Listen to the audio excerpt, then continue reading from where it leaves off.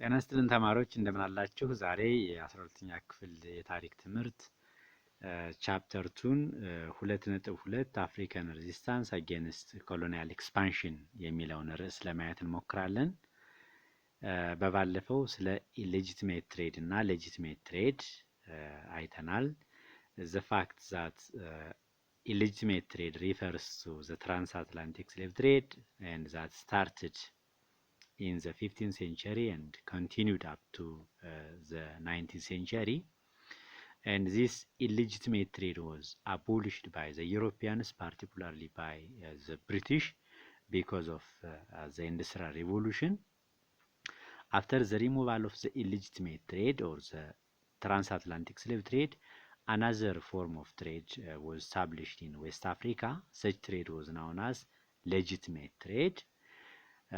The legitimate trade was basically trading by African cash crops such as gum, groundnuts, and palm oil.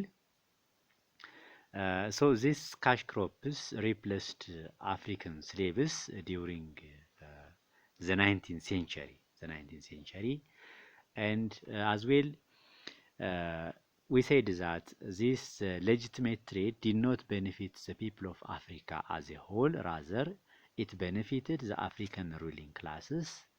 It benefited the African wealthy merchants and mainly the Europeans.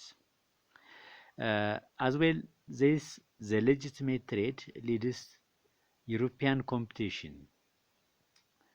for trading in the continent of Africa. This European competition in trade leads to the scramble of Africa or the colonization of Africa. So this colonization period, the scramble of Africa, basically started from 1870s and continued up to 1880s. During this time, the main intention of the Europeans was to search for raw materials for their industries, to search for markets for their finished products, and mainly in order to get human labor. And the increasing of European colonialism over Africa is called imperialism or the new imperialism. During the new imperialism, the Europeans' involvement in the colonization of Africa was highly increased, and this new imperialism covers the period from the second half of the 19th century to the outbreak of the First World War. That means up to 1940. So during the new imperialism period, the Europeans came to Africa with new technologies, such as machines, modern firearms, and the like. And the leading imperialist European state was that of the British, and on the other way around, German carried out or organized the Berlin Conference under its leader known as Bismarck. The main objective of the Berlin Conference that was carried out from 1884 to 1885 was so as to partition or so as to divide Africa without any conflict. And this Berlin Conference set rules of partitioning Africa without conflict, and as well it set out or it put the principles of effective occupation and notification, and by this conference the Europeans were able to partition Africa very quickly. So these are some of the points that we have seen previously. Now today we shall see some points regarding African resistance against colonial expansion.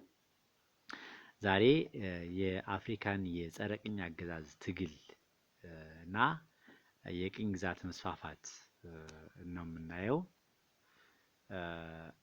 እንግዲህ አፍሪካውያን ዝም ብለው እጃቸውን አልሰጡም ከፍተኛ የሆነ ሬዚስታንስ አካሂደዋል የቅኝ ገዢዎችን ለመቋቋም እና ኮሎኒያል ፓወርስ እንግዲህ አፍሪካን ቅኝ ለመግዛት they use different methods የተለያየ አይነት ሜትድ ይጠቀማሉ።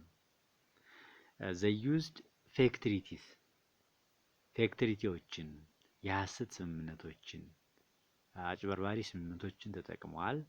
እነዚህ ፌክ የሆኑ ትሪቲዎች ስኬታማ ሳይሆኑ ሲቀሩ ደግሞ they used ፎርስን ወይም ደግሞ ሚሊታሪ ሚንስን በመጠቀም አፍሪካን መቆጣጠር ችሏል። አፍሪካንስ ሪያክት ቱ ኮሎኒያል አግሬሽን ባይ ቱ ሜትድስ አፍሪካውያንም እንደዚሁ ቅኝ ገዢዎችን ለመቋቋም ሁለት አይነት ሜትድ ተጠቅመዋል። አንደኛው ፒስፉል ሜትድ ነው። በሰላማዊ መንገድ በድርድር ሉዓላዊነታቸውን ለማስጠበቅ ሙከራ አድርገዋል። ወረራዎችን ለመከላከል ሞክረዋል። እንደገና ደግሞ ይሄ ሳይሆን ሲቀር ደግሞ በቫዮለንት ሚንስ በጦርነት ራሳቸውን ለመከላከል ሙከራ አድርገዋል። የሆነ ሆኖ ግን their main intention was to safeguard their sovereignty በሁለቱም መንገድ ዋናው አላማቸው ሶቨሬኒቲያቸውን ሉዓላዊነታቸውን ማስጠበቅ ነው። እንግዲህ የተወሰኑትን ሬዚስታንስ ያደረጉ አካባቢዎችን ላብነት መጥቀስ ብንችል ለማየት ብንሞክር የመጀመሪያው ሳሙሬ ቱሬ ነው። ሳሙሬ ቱሬ የዌስት አፍሪካ አስተዳዳሪ የነበረ ነው። he was the founder of Islamic empire called ዋስሉ empire ሳሙሬ ቱሬ የመሰረተው ኢስላሚክ ኢምፓየር ሰፊ የምዕራብ አፍሪካ ኢስላሚክ ኢምፓየር ዋስሉ ኢምፓየር ይባላል። ምናልባትም በአሁኑ ኖርዝ እና ሳውዝ ኢስተርን ጊኒ አካባቢ ያለ ግዛት ነው። ሳሙሬ ቱሬ ግዛቱ ምናልባትም አሁን ያሉ የትኞቹን የአፍሪካ ሀገሮችን ያካታል ስንል ሳሙሬ ቱሬስ ዋስሎ ኢምፓየር ኢንክሉድድ ሴራ ሊዮን፣ ኮትዲቯር፣ ቡርኪና ፋሶ፣ ጊኒ ኤንድ ማሊ ዩሲ በጣም ብዙ የአፍሪካ አካባቢዎችን ያካት ነበር ነው። በእርግጥም ሳሙሬ ቱሬ በጣም ሰፊ ግዛት ነበረው ዌስት አፍሪካ ላይ እነዚህን የአፍሪካ ሀገራት የሚያካትት። ሳሙሬ ቱሬ የትኞቹን ቅኝ ገዢዎች ነው የታገለው ስንል he resisted ሳሙሬ ቱሬ resisted the French colonialism in West Africa ፈረንሳውያን በዌስት አፍሪካ የሚያደርጉትን የቅኝ ግዛት መስፋፋት ከ1870ዎች ጀምሮ እስከ 1898 ዓመተ ምህረት የታገለ አርበኛ ነው ሳሙሬ ቱሬ። he became the commander at his base ሳናንክሮ or which is located in the present day of Guinea የሳሙሬ ቱሬ የወታደራዊ መሰረቱ ሳናንክሮ ትባላለች ነው። የምትገኘውም ጊኒ ውስጥ ነው።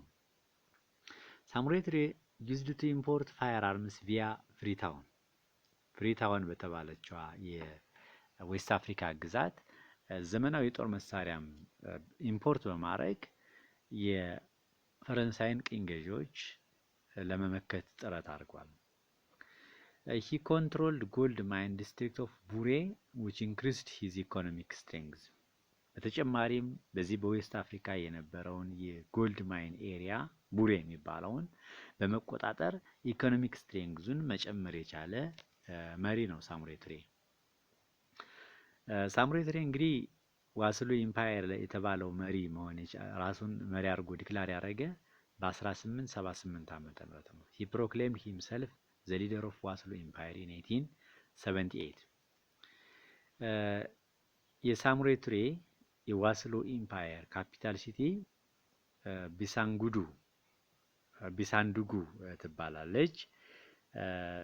and he established strong political and economic relations with the neighboring ቶኩላር ኢምፓየር ቶኩላር ኢምፓየር ከሚባለው የአፍሪካ የጎረቤት ኢምፓየር ጋራ ፖለቲካልና ኢኮኖሚክ ፖለቲካልና ኮመርሻል የሆነ ሪሌሽን ነበረው። as well he ሳሙሬ ቱሬ controlled the ዳዩላ trading post of ካንካን in 1881 ዳዩላ ትሬዲንግ ፖስት የሚባለውን የካንካን ወደብ በ1881 ዓመተ ምህረት መቆጣጠር ችሏል። he successfully repulsed the French attack in 1882 and 1885 በ1882 እና በ1885 ዓመተ ምህረት የፈረንሳዮችን ጥቃት ሙሉ በሙሉ መቋቋም ችሏል። እንዲያውም ፈረንሳውያንም ዲፊት አድርጓል በዚህ ዓመተ ምህረት። ሳሙሬ ቱሬ he wanted to have trained disciplined and properly armed soldiers like the French ልክ እንደ ጠላቶቹ እንደ ፈረንሳይ ሁሉ ዌል ትሬንድ የሆነ ወታደር ይፈልግ ነበር። የተሻለ ጦር መሳሪያም ፍላጎት ነበረው።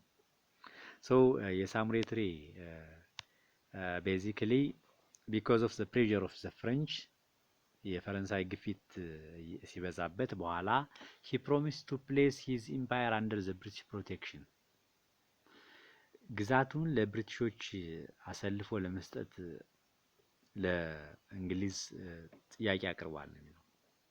ሆኖም ግን እንግሊዞች ከፈረንሳውያን ጋር መጣላት ስላልፈለጉ ይሄንን የሳሙሬ ቱሬን ፍላጎት አልተረዱም፣ አልተቀበሉም ነበር ነው። ሆኖም ግን the British promised or agreed to give firearms to sell firearms to ሳሙሬ ቱሬ። ሳሙሬ ቱሬ በእርግጥ ጠንካራ የሆነ ወታደር ነበረው። የሱ ወታደሮች ኢንፋንተሪና ካቫለሪ ዩኒትን ያጠቃላል። ካቫለሪ ማለት ፈረሰኛ ማለት ነው። ኢንፋንተሪ ደግሞ እግረኛ ወታደር ማለት ነው። ሁለቱንም ያካተተ ነበር የሳሙሬ ቱሬ ወታደር። Finally he was defeated by the French army, especially from the period 1891 up to 1892 in Eastern Guinea.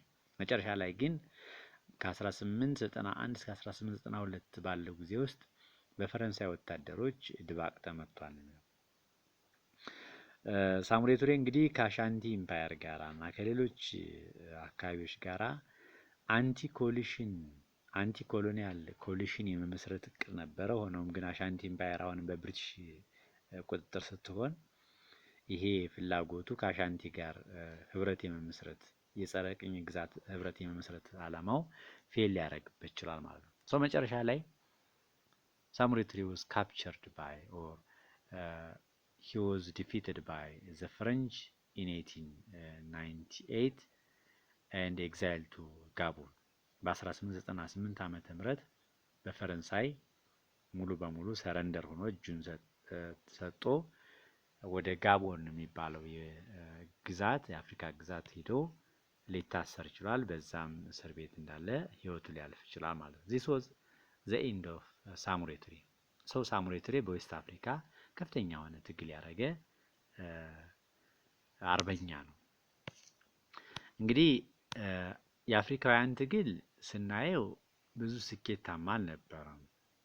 the reasons for failure of African resistance እንዳጠቃላይ እንግዲህ ሳሙሬ ቱሬ ብቻ ሳይሆን እንዳጠቃላይ የአፍሪካ ሬዚስታንስ ፌል ያደረገበት ምክንያት ምንድነው? አንደኛ አፍሪካን ሬዚስታንስ were not well organized የአፍሪካ አደረጃጀት የጸረ ቅኝ አገዛዝ ትግሎች በስርዓት የተደራጁ አልነበሩም። ኮኦርዲኔሽን ይጎላቸው ነበር። ሁለተኛ the Europeans had superiority in military training and quality of firearms አውሮፓውያን በጦር መሳሪያ ከአፍሪካውያን በጣም የተሻሉ ናቸው። በወታደራዊ ስልጠና በጣም የተሻሉ ናቸው። ሶስተኛ ምክንያት the Europeans were able to mobilize Africans against fellow Africans አውሮፓውያን አፍሪካውያንን እርስ በራሳቸው የማጋጨት ሴራ ይሰሩ ነበር። በዛ ምክንያት አፍሪካውያን አንድ መሆን አልቻሉም።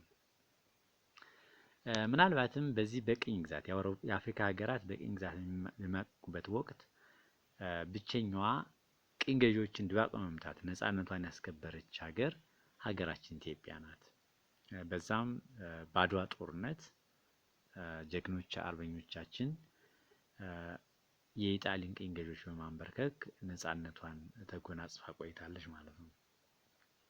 ሌላኛው አንቲ ኮሎኒያል ሬዚስታንስ የአሻንቲ ነው። አሻንቲ የሚባለው ጋና አካባቢ የነበረ የጥንት ስቴት ነው። It was a pre-colonial West African state that emerged in the 17th century በ17ኛው መቶ ክፍለ ዘመን የተመሰረተ ስቴት ናት አሻንቲ። Its people belong to ethnic group of Akan speaking people አካን የሚባል ቋንቋ አለ በዚህ በዌስት አፍሪካ አካባቢ። ይህን ቋንቋ የሚናገሩ ህዝቦች ናቸው አሻንቲን የመሰረቱ። የአሻንቲ ካፒታል ሲቲ ኩማሲ ትባላለች። እንግዲህ አሻንቲ በ17ኛው መቶ ክፍለ ዘመን መጀመሪያ አካባቢ ከአውሮፓውያኖች ጋራ በሚደረግ መስተጋብር ግጭት ነው የተመሰረተችው። አሻንቲ it was rich in gold በዛ ምክንያት በኋላ ይሄ አሻንቲ አካባቢ ጎልድ ኮስት ተብሏል። በአውሮፓውያን የወርቅ መገኛ ማለት ነው። አሻንቲ had trade relations with that of the Portuguese ከፖርቹጋል ጋራ የንግድ ግንኙነት ነበራት። የአሻንቲ ሩለሮች አሳንቲኔ ይባላሉ።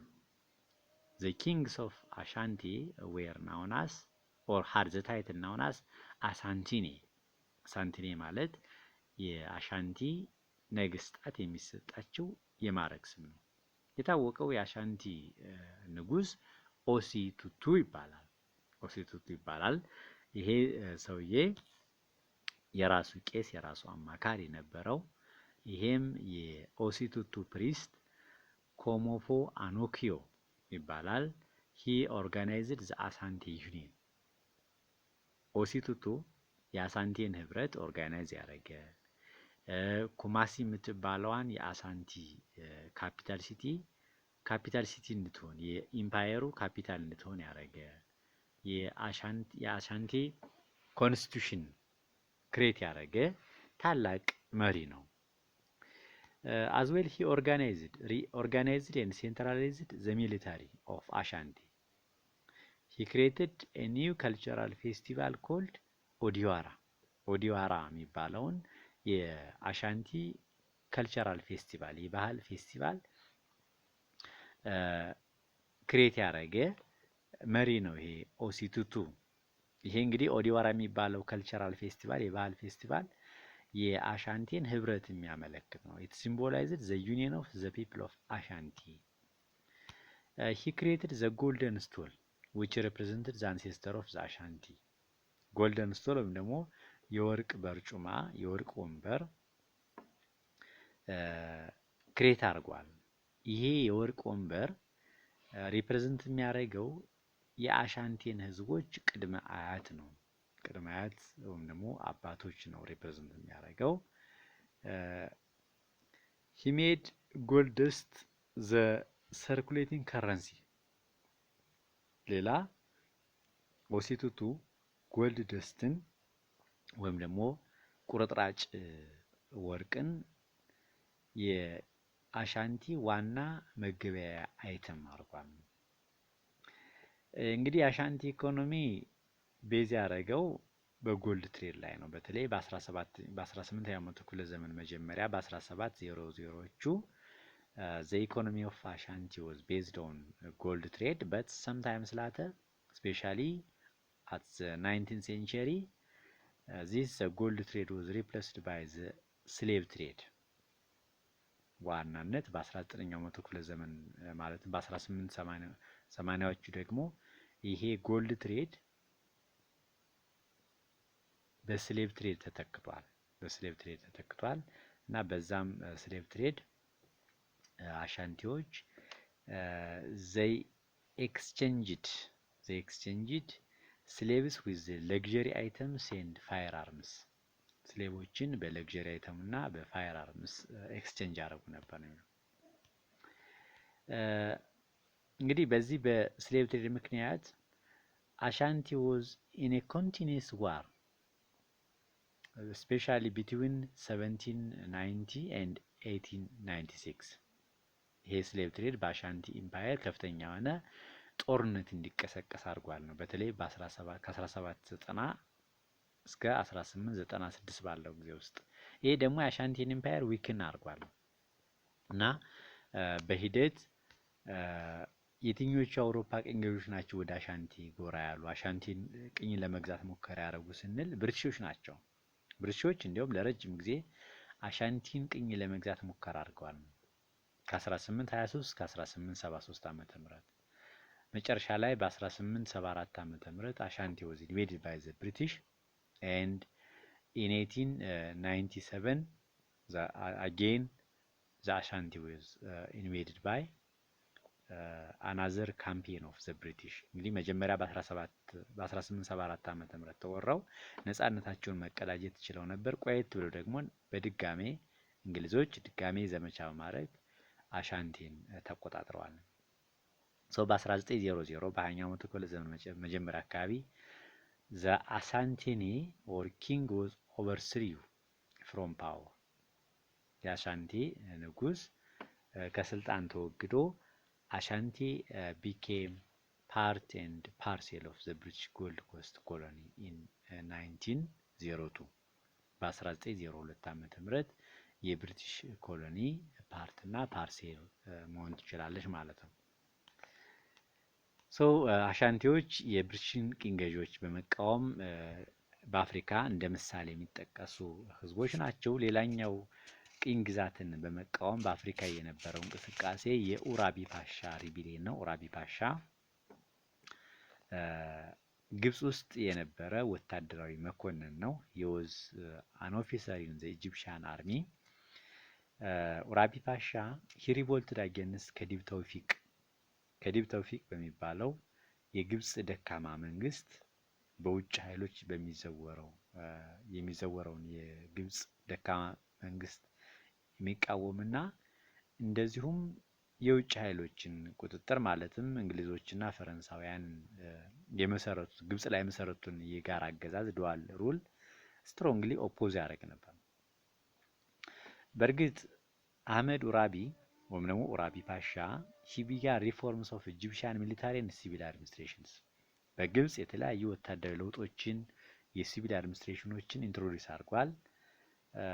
አዝዌል ይሄ አመጹ በተለይ የውጭ ኃይሎችን ፈረንሳውያንና እንግሊዞችን ላይ ያደረገው አመጽ በሂደት እንግሊዞች በዚህ አመጽ ሰበብ ግብጽ እንዲቆጣጠሩ አርጓቸዋል። በ1882 ዓመተ ምህረት ዘ ብሪቲሽ ኮንትሮልድ ኢጂፕት ፈረንሳውያን እንግዲህ ጋራ ነበር የተቆጣጠሩት መጀመሪያ አካባቢ እንግሊዞችና ፈረንሳይ ግብጽን። በኋላ ግን እንግሊዝ ለብቻዋ ግብጽን በ1882 ዓመተ ምህረት ልትቆጣጠር ችላለች ማለት ነው። በዚህ በኡራቢ ፓሻ አመጽ ሰበብ እንግዲህ የኡራቢ ፓሻ ሪቢሊየን ሪቮልት it was inspired by his desire for social justice በግብጽ ማህበራዊ ፍትህ የማምጣት ተልዕኮ ነበረው።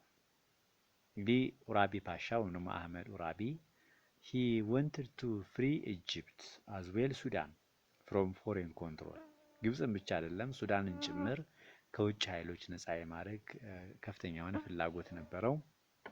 በተጨማሪም he wanted to end absolute regime of ከዲብ እስማኤል ፓሻ የከዲብ እስማኤል ፓሻን ፍጹም አገዛዝ እንዲያከትም ከፍተኛ የሆነ ፍላጎት ነበረው። ከሱ በኋላ ስልጣን ላይ የወጣውንም ከዲብ ተውፊቅንም እንደዚሁ አጥብቆ ይቃወም ነበር።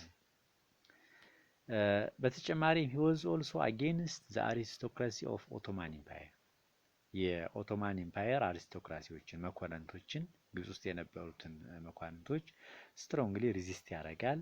መጨረሻ ላይ አህመድ ኡራቢ was imprisoned in 1882 በ1882 ዓመተ ምህረት አህመድ ኡራቢ ኢምፕሪዝንድ ተደርጓል እና በዛም ከግብጽ እንዲወጣ ተደርጓል።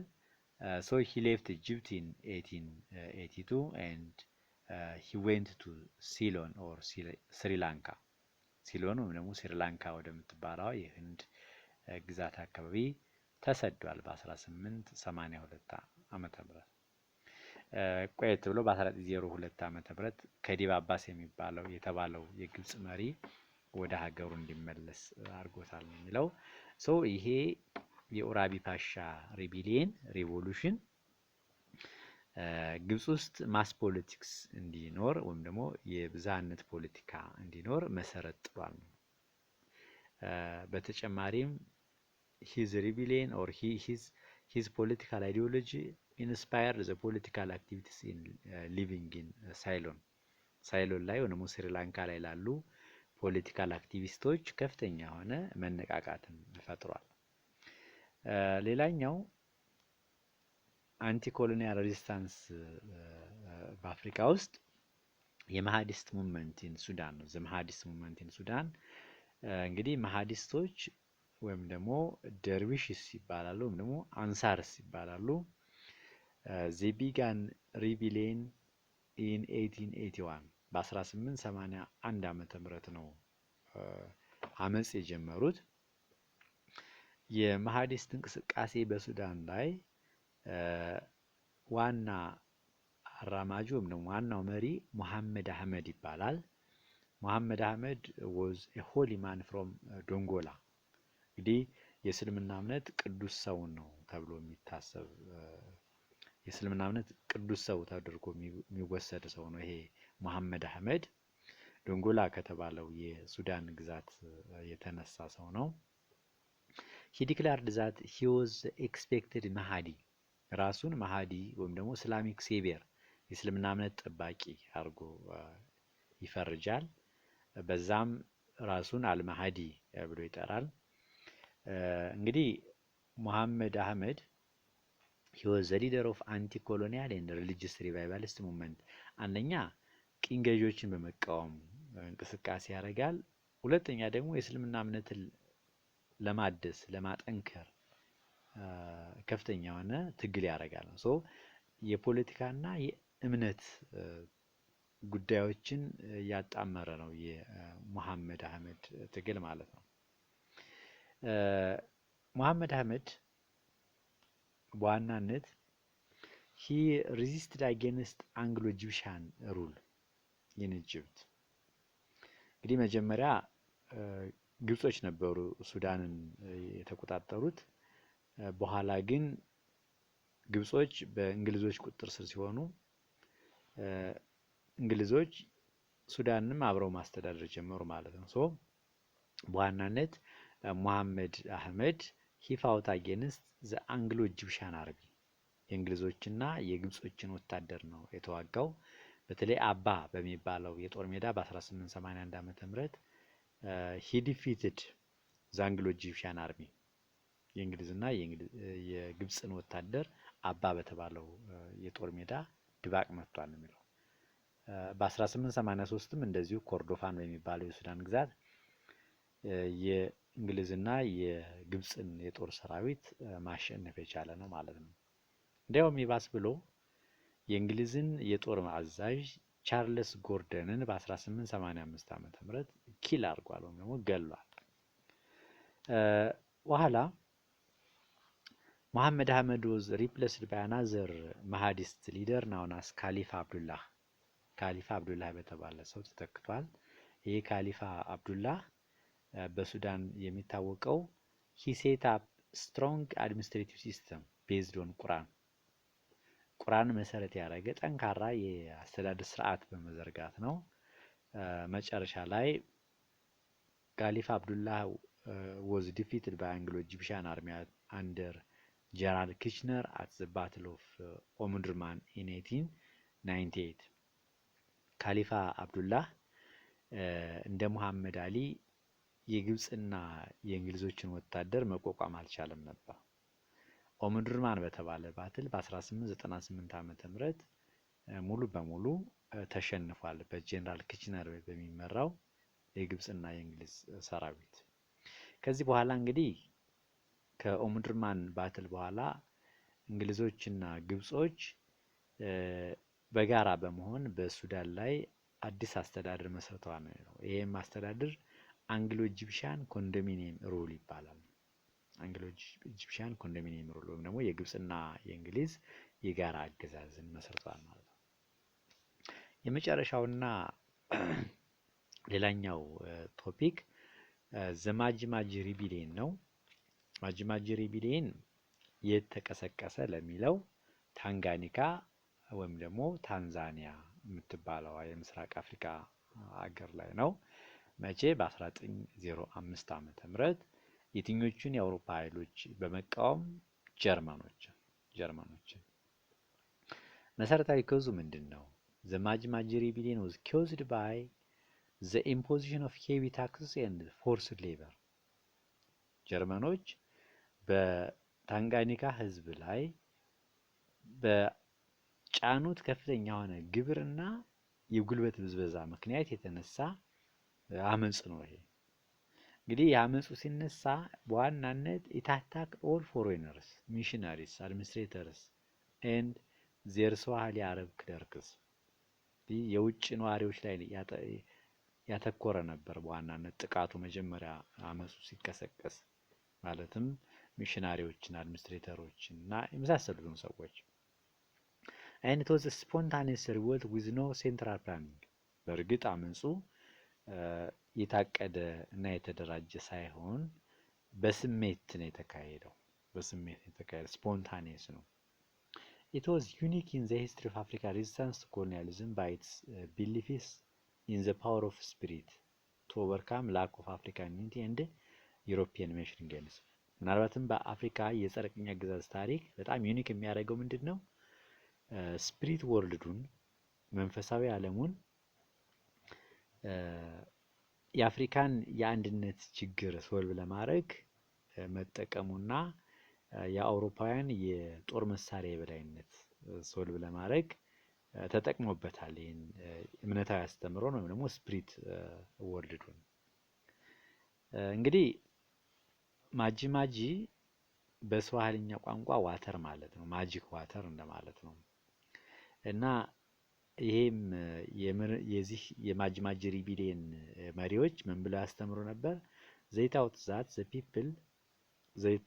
people to sprinkle their bodies with the magic water ሰዎች ሰውነታቸውን ያን ማጂክ ዋተር የተቀቡ ከጀርመኖች ጋር ሲዋጉ የጀርመኖች ጥይቶች ወደ ውሃ ይቀየራሉ የሚል አስተምሮ ይሰብኩ ነበር ከዛ ነው ስያሜ የተወሰደው ከዛ ማጂክ ዋተር ተቀብተው መዋጋት አለባቸው ከዛም የጀርመን ጥይቶች ወደ ውሃ ይቀየራሉ የሚል አስተምሮ ያስተምሩ ነበር እነዚህ የአመጹ መሪዎች ከዛ ነው ማጂ ሊባል የቻለው በእርግጥ ይሄ አመጽ it caused destruction of trade and wealth in the country and brought famine መጨረሻ ላይ ጀርመኖች ብዙ ዲስትራክሽን አመጣዋል በዚህ በታንጋኒካ ህዝብ ላይ ይሄም ዲስትራክሽን በታንጋኒካ ከፍተኛ የሆነ ፋሚን እንዲመጣ አድርጓል ከፍተኛ የሆነ ውድመት አመጣል የሆነ ሆኖ ግን ይሄ አመጽ it demonstrated the possibility of broader African and colonial nationalism አፍሪካውያን እና ኮሎኒያል ናሽናሊዝም እንደሚፈጠር ትምህርት የሰጠ ነው ይሄ አመጹ በ1905 ተጀምሮ በ1907 ዓመተ ምህረት ኢንድ አርጓል እንግዲህ ኢንድ አረገበት ምክንያት ደግሞ ምንድነው it began to decline because of ethnic and other differences የጎሳ ልዩነቶችና ሌሎች ምክንያቶች ይሄ አመጽ በሂደት እንዲቀዛቀዝ አድርገዋል ነው ጀርመኖችም ከተለያዩ ሀገራት ላብነትም ከሶማሌና ከኒው ጊኒ ወታደሮች በማምጣት ይሄንን አመጽ በቁጥጥራቸው ስር መዋል ችለዋል as well the Germans used or pursued scorched earth policy ማለት የትኛውም ነገር የትኛውም የጠላት ንብረት ማውደም ማለት ነው ጀርመኖች ስክሮችድ እርዝ ፖሊሲ በመጠቀም በታንጋኒካ ህዝብ ላይ ከፍተኛ ሆነ ውድመት አመጣዋል እነዚህ ዋና በአፍሪካ ላብነት የሚጠቀሱ የአንቲ ኮሎኒያል ሬዚስታንስ ኤግዛምፕሎች ናቸው ማለት ነው ለዛሬው በዚህ ብቃ ምናልባት ኖቶችን ከፈለጋችሁ ቴሌግራም ቻናሌ ላይ በዚሁ 2018 ሂስትሪ ሌሰን በሚለው ገብታችሁ ማግኘት ትችላላችሁ እነዛን አክሰስ አድርጋችሁ ማንበብ ትችላላችሁ ስላዳመጣችሁኝ አመሰግናለሁ መልካም ጊዜ